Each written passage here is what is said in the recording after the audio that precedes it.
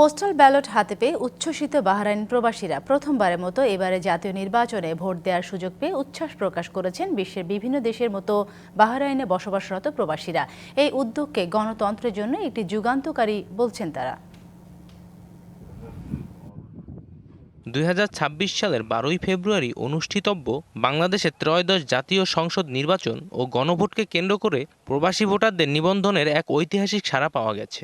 নির্বাচন কমিশনের সর্বশেষ তথ্য অনুযায়ী বাহরাইন থেকে 19,719 জন নিবন্ধন করেছেন। পোস্টাল ভোটগুলো অত্যন্ত গুরুত্বপূর্ণ একটি ভূমিকা রাখবে এবং আমরা বাংলাদেশের সাথে প্রবাসী থেকেও যে আমরা অনেক কিছু করতে পারি দেশের জন্য। দীর্ঘদিন ধরে দেশের বাইরে অবস্থান করায় ভোটাধিকার প্রয়োগ থেকে বঞ্চিত ছিলেন প্রবাসী বাংলাদেশিরা। অবশেষে পোস্টাল ব্যালটের মাধ্যমে সেই অপেক্ষার অবসান হতে যাচ্ছে।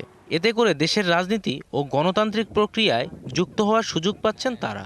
যেই সরকারই আসুক সেই সরকারের কাছে আমাদের প্রবাসী হিসাবে প্রত্যাশা হচ্ছে আমাদের প্রবাসীদের সুখ দুঃখ সমস্যা নিয়ে যেন ওনারা কাজ করে এবং গুরুত্বপূর্ণ ভূমিকা পালন করে। কালার এক্সপার্ট এবং মাইল্ড অন হ্যান্ডস টেকনোলজি সমৃদ্ধ অরিক্স অ্যাডভান্স ডিটারজেন্ট পাউডার আপনার লন্ড্রি এক্সপার্ট।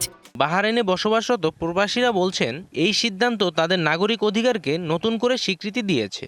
এতে দেশের ভবিষ্যৎ নির্ধারণে তাদের মতামত প্রতিফলিত হবে। আমরা প্রবাস থেকে আমরা ভোটাধিকার প্রদান করব, তো সেটা বাস্তবায়ন হয়েছে। আমরা অন্তর্বর্তীকালীন সরকার প্রধান ডক্টর মোহাম্মদ ইউনূসের নেতৃত্বে যে গভর্নমেন্ট। প্রবাসীদের মতে পোস্টাল ব্যালট কার্যতভাবে বাস্তবায়িত হলে নির্বাচন হবে আরও অংশগ্রহণমূলক ও গ্রহণযোগ্য।